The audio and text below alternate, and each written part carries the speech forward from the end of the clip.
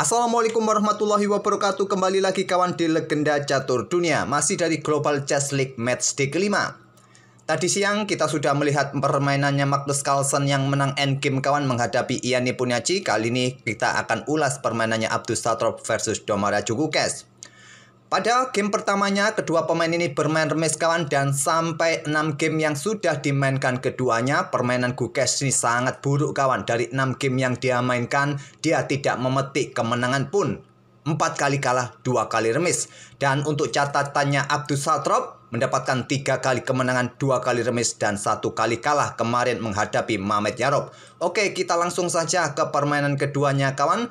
Abdus Satrov gantian pegang putih di sini. Pada game pertamanya mereka bermain remis kawan. Abdus Satrov mengawali dengan pion raja, pion E4, pion C6 karukan defense kawan. Ada kuda F3, di sini pion D5 langsung, dan pilihan terbaik yang paling populer adalah kuda C3 kawan, atau langsung menerima tantangan pertukaran pion langsung.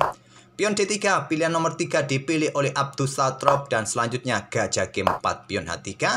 Langsung bertukar Domara Djurgukas dengan kuda F3 diambil balik oleh menteri. Pion E6, perkuat posisi pion pusatnya, bentuk struktur piramida yang solid kawan sebelum melanjutkan pengembangan gajah gelapnya juga. Pion G3, kuda berkembang ke D7, melanjutkan pengembangan sisi menteri terlebih dahulu. Di sini ada gajah G2.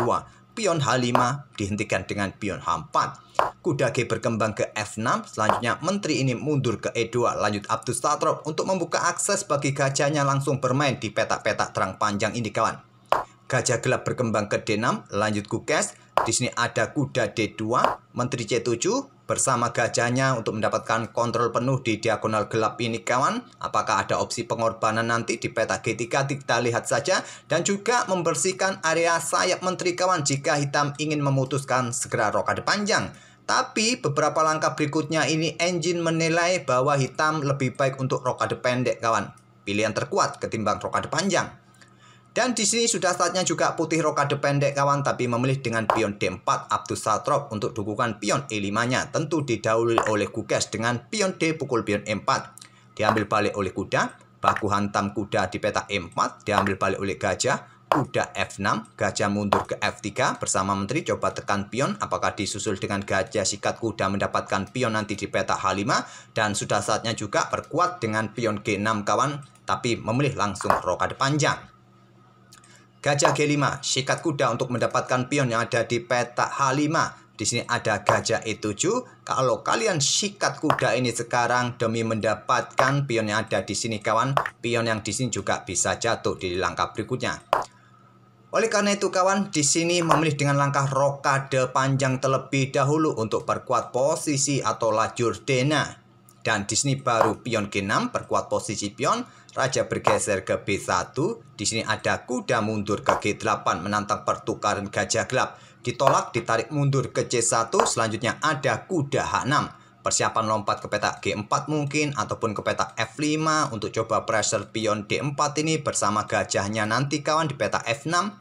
Benteng D3 siap ditumpuk. Kuda F5, ada benteng HD1 kawan. Dan kalian kalau mau pressure dengan gajah F6 kawan, tapi memilih dengan benteng D7, opsinya juga ditumpuk. Dan langkah kuat bagi putih adalah gajah E4 coba mengancam kuda di sini, tapi memilih dengan pion C4 untuk dukungan pion D5-nya. Benteng HD8, pion D5. Pion E pukul pion D5 diterima oleh Domara Djurgukas, membuat permainan di peta pusat mulai terbuka kawan. Di sini pion C pukul pion D5 tidak akan berani diambil balik dengan benteng, rugi kualitas kawan. Atau kalau kalian ingin ambil balik menggunakan pion C, bahayanya ada benteng C3 kawan. Oleh karena itu, memilih dengan langkah pion ini didorong maju saja kawan ke petak C5. Selanjutnya di sini ada gajah G2 untuk menghindari ancaman garbuan dari kuda yang nanti mungkin akan memaksa benteng sikat kuda di petak D4. Posisi pion cukup bagus untuk memberikan dukungan kuda kawan, tapi menahan diri bermain dengan pion C4 ancam benteng. Dan benteng yang paling bagus, yang terkuat, mundur saja ke petak D2, tapi memilih dengan petak C3. Pion B5 perkuat posisi pionnya. Menteri F3, awas kawan, satu diagonal dengan gajahnya. Ancaman yang cukup serius dengan membuka diagonal terang panjang. Blokade oleh kuda D6. Gajah F4.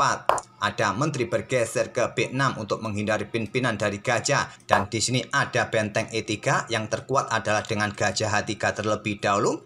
benteng C7, berikan dukungan bagi pion C-nya kawan. Di sini gajah E5, pion B4 terlebih dahulu sebelum mendorong pion C-nya. Gajah D4 serang menteri, menteri B5, menteri putih E2, lanjut Abdusatrop, coba tekan gajah E7, dilepas oleh Gukes bermain dengan pion C3 kawan, mengorbankan gajah, ditolak oleh Abdusatrop bermain dengan benteng C1. Kalau diterima benteng ambil gajah kawan, pion ini didorong, ya garbuan terhadap benteng, promosi menteri nanti kawan, benteng ini juga jatuh, kemungkinan di sini putih akan mengorbankan menterinya kawan untuk mendapatkan 2 perwira hitam semacam ini. Tapi memilih dengan benteng C1 menolak pengorbanan gajah, dan di sini ada pertukaran menteri didahului oleh Gukes, menteri pukul menteri E2, diambil balik oleh benteng, kuda B5 ancam gajah, gajah ke E5 ancam benteng, diblokade oleh gajah D6 menantang pertukaran gajah gelap, ditolak gajah F6, benteng bergeser ke F8, pion A4 tantang Abdusatrop atau usir kuda kawan, dan bisa diambil menggunakan end pasen kalau hitam mau dan pilihan terbaik. Tapi memilih dengan langkah pion C pukul pion B2 langkah blunder kawan, dan ini dimanfaatkan oleh Abdusatrop untuk mencoba mendapatkan kontrol penuh lajur C. Terlebih dahulu pertukaran benteng, diambil balik dengan kuda, ada benteng C2 pin kuda, dan benteng hitam keluar mencoba menyerang. Di sini benteng diangkat naik untuk ancam gajah kawan, ada benteng E1 lanjut Gukes skak, raja ambil pion B2, benteng E2 skak, raja naik ke B3, benteng ambil pion F2, double attack terhadap 2 gajah. Cuma yang tidak menjadi kalkulasi Gukes yang terlewatkan kawan, gajah ini punya tempo skak, yaitu bergerak ke H3. Tapi pilihan terbaik kawan bagi hitam untuk ambil pion F2 ini. Kalaupun kalian mempertahankan seumpama gajah ini menantang pertukaran kawan, ya akan diterima oleh putih dengan gajah pukul gajah diambil balik oleh benteng. Selanjutnya di sini ada pion kawan, dan kalian akan tetap kehilangan 1 perwira. Kalaupun ada benteng bergerak ke sini, ya simple, benteng akan sikat kuda, ya percuma juga. Ataupun juga pada posisi ini kawan, gajah ini dipertahankan mundur langsung ke peta F8. Di sini banyak opsi nanti bagi putih untuk melakukan serangan. Dengan gajah H3 terlebih dahulu bisa, atau melanjutkan dengan mendorong pion A5 terlebih dahulu juga bisa. Yang paling efektif adalah untuk menyerang di sisi kiri langsung, juga memberikan ruang pelarian bagi raja kawan sebanyak mungkin, dan sangat mudah bagi putih untuk melancarkan serangan-serangan berikutnya, apalagi masih mempunyai sepasang gajah. Jika kalian pertahankan gajah mundur ke peta F8. Memilih dengan benteng ambil pion F2, cuma di sini gajah terang punya opsi melakukan tempo skak kawan dengan gajah H3 skak. Selepas raja bergeser, putih mendapatkan 1 perwira penuh, benteng ambil gajah D6, sekaligus melindungi gajah gelap dari ancaman benteng. Benteng F3 skak, raja ke C4 tidak berani ambil pion, karena apa kawan, ancamannya seperti ini. Benteng ambil gajah, diambil balik oleh benteng, kuda ambil pion skak, garbuan kawan, itulah efeknya. Oleh karena itu hanya bergeser saja ke C4, kemudian benteng ambil pion G3, gajah D7 kawan. Di sini ada pion B3 didorong, dibiarkan saja, gajah C6 skak, raja bergeser, kemudian ada gajah D4 skak lagi, raja bergeser ke A5. Di sini ada benteng ancam kuda, dan awas kawan, ambil pion bisa skak mat.